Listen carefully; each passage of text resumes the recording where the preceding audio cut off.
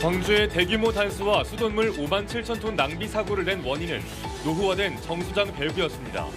밸브는 30년 가까이 단 한 차례 교체도 없이 사용돼 안일한 광주시의 행정이 도마 위에 오르고 있습니다.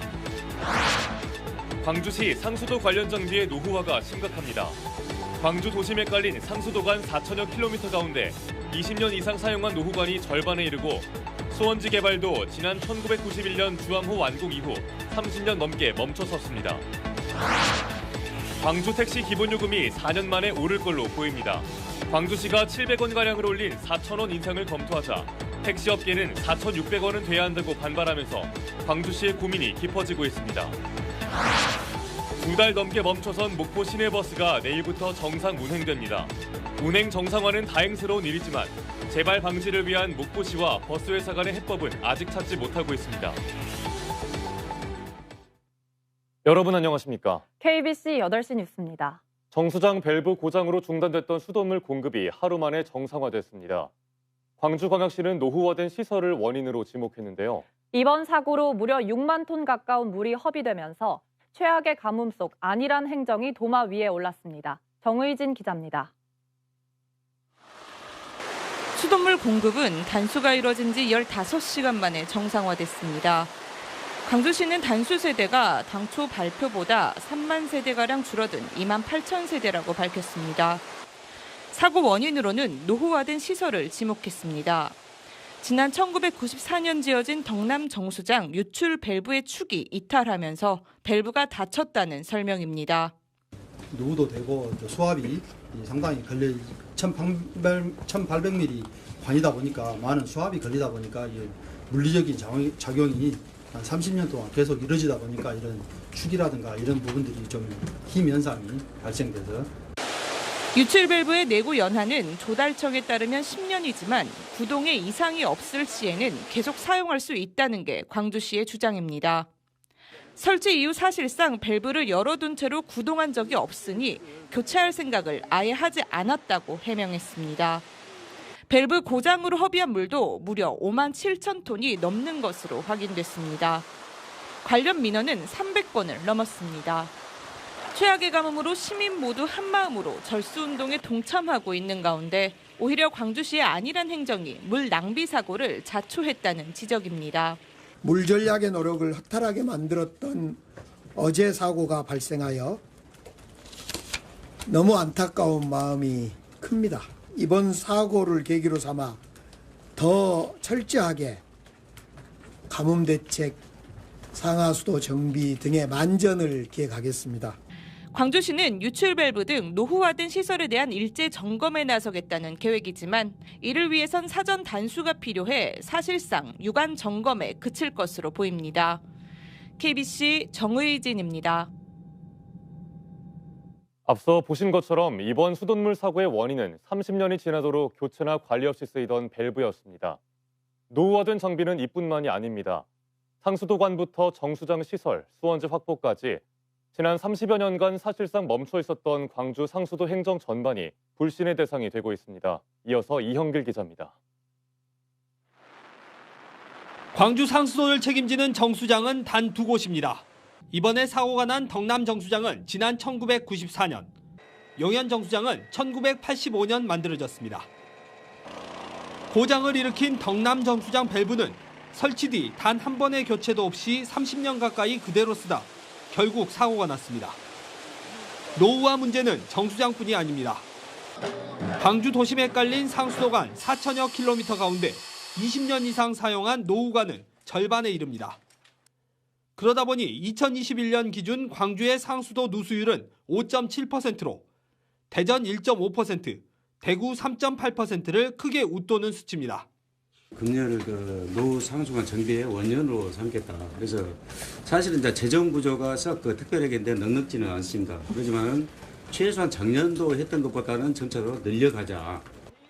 여기에 광주 시민의 식수원은 1985년 완공된 동복호와 1991년 만들어진 주암댐 이후 30년 넘게 새로운 수원지 개발은 멈춰섰습니다.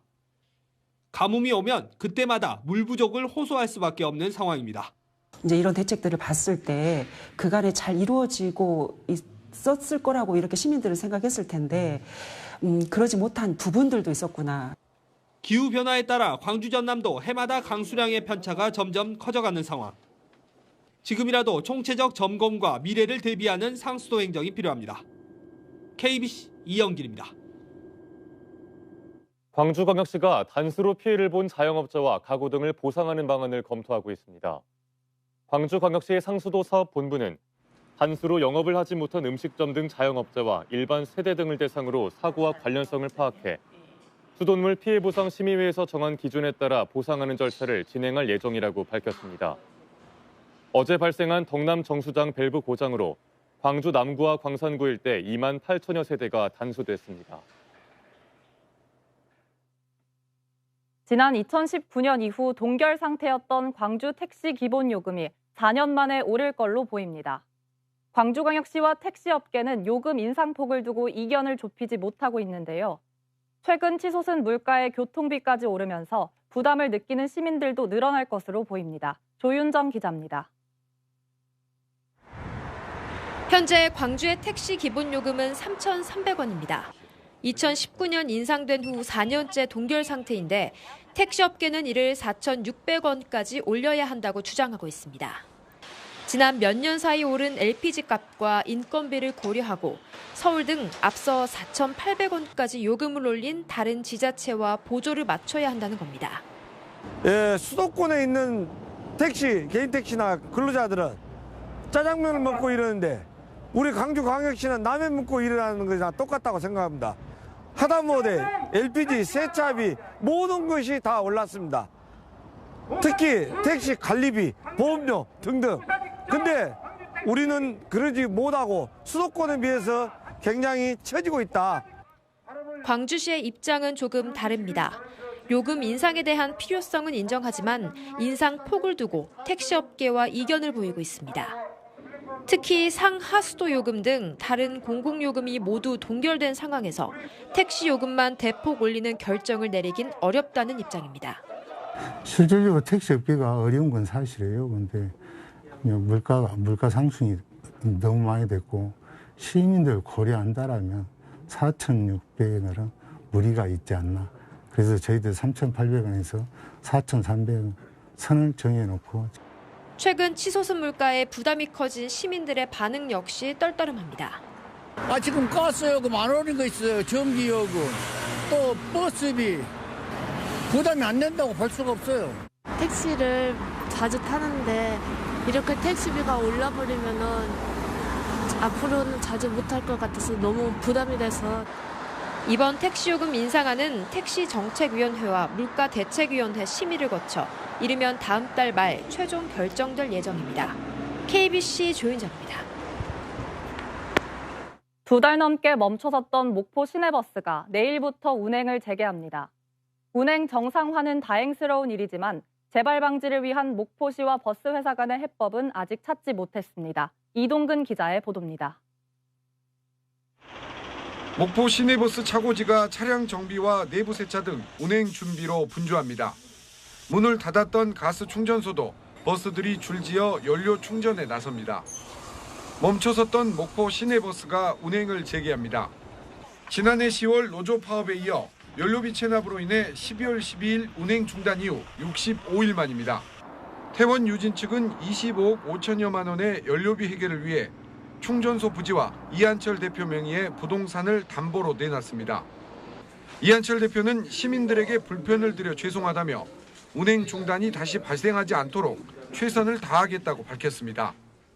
2월 14일부터 목포 시내버스를 정상 운행하여 그동안 교통 불편을 드린 점을 해소함은 물론 시민의 발이 될 수 있도록 최선을 다하겠습니다. 목포시는 늦었지만 다행으로 여긴다는 환영의 뜻을 밝히면서도 경영 개선을 위한 책임 있는 자세를 강조했습니다.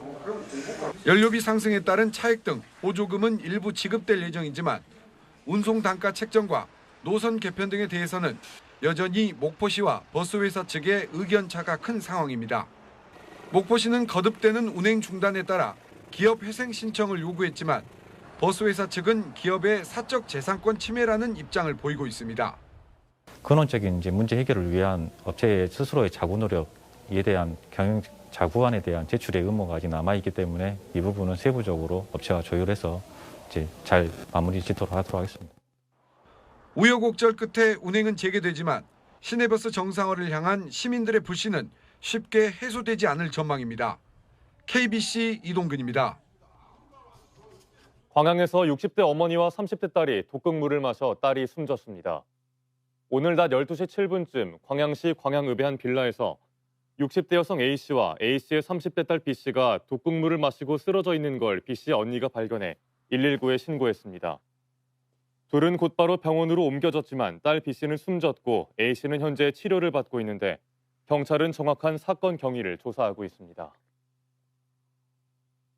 집에 불을 질러 모친을 숨지게 하고 자신도 중태에 빠졌던 20대가 결국 숨졌습니다. 광주 북부경찰서는 지난 11일 새벽 1시쯤 광주 북구 문흥동의 한 가정집에서 불을 질러 모친을 숨지게 하고 자신도 중태에 빠졌던 20대 남성 A씨가 오늘 새벽 3시쯤 숨져 사건을 종결 처리한다고 밝혔습니다. 경찰은 A씨가 불을 지르기 전 자살예방센터 상담을 받은 사실이 알려지면서 스스로 목숨을 끊기 위해 불을 낸 걸로 보고 수사를 진행해 왔습니다. 여수에서 바다와 저수지에 차량이 추락하는 사고가 잇따랐습니다. 오늘 오전 7시 19분쯤 여수시 수호동의 한 선착장에서 28살 박모 씨가 몰던 차량이 바다로 추락했으며 박 씨는 다행히 차에서 빠져나와 인근 부표에 매달려 있다가 119에 구조됐습니다. 앞서 새벽 0시 11분쯤엔 여수시 돌산읍에서 28살 조모 씨가 몰던 SUV 승용차가 저수지에 추락했으며 조 씨 역시 차에서 빠져나온 뒤 신고를 받고 출동한 119에 의해 무사히 구조됐습니다. 광주 전남에서 대지진 피해를 입은 튀르키예를 돕기 위한 온정의 손길이 이어지고 있습니다. 보성군은 오늘부터 내일까지 다향체육관에서 강추위 속 지진 피해를 입은 튀르키예 재난민을 돕기 위한 방한 의료용품 모집 구호 활동을 진행합니다. 장흥군도 이번 주 진행되는 군민과의 대화 기간 구호 물품을 모집해 전달할 예정입니다. 봉사단체인 사단법인 아시아 희망나무는 광주 민간단체로는 처음으로 오늘 튀르키예에 긴급 구호단을 현지에 파견했습니다. 외교부가 일제강제동원 피해자와 직접 만날 수 있도록 해달라고 요청한 가운데 피해자 지원단체가 반발하고 나섰습니다. 일제강제동원 시민모임은 양금덕 할머니를 만나게 해달라고 외교부가 요청한 것은 일본 기업의 책임을 면책시키려는 최종안 발표를 앞두고 절차적 명분을 갖추려는 마지막 요식 행위라고 비판했습니다. 양 할머니 등 피해자들은 일본의 공식적인 사죄가 먼저라는 입장입니다. 5.18 단체와 특전사 동지회가 오는 19일 대국민 공동선언식을 열고 5.18 정신을 계승 발전하는 데 힘을 합치기로 했습니다. 5.18 3단체는 5.18 기념 문화센터에서 기자회견을 열고 특전사 동지회와 함께 오는 19일 대국민 공동선언식을 개최한 뒤 5.18 민주묘지 참배에 나설 예정이라고 밝혔습니다. 특전사 출신 인사들이 5.18 묘지를 참배하는 것은 이번이 처음입니다.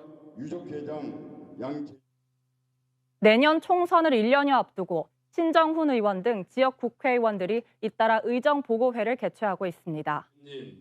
나주 화순이 지역구인 신정훈 국회의원은 걸어온 길을 보면 열어갈 미래가 보입니다란 주제로 화순과 나주에서 모두 10차례 의정보고회를 진행 중으로 신 의원은 자신이 대표 발의한 양곡관리법 개정안 처리의 당위성을 비롯해 지역의 핵심 현안인 백신산업 조성계획 등을 주민들에게 설명했습니다. 이 밖에 광주에서는 조호섭 의원 등이 의정보고회를 진행하는 등 총선을 1년여 앞두고 국회의원들의 의정 성과 보고회가 잇따르고 있습니다. 이런 선들이 정치가 존재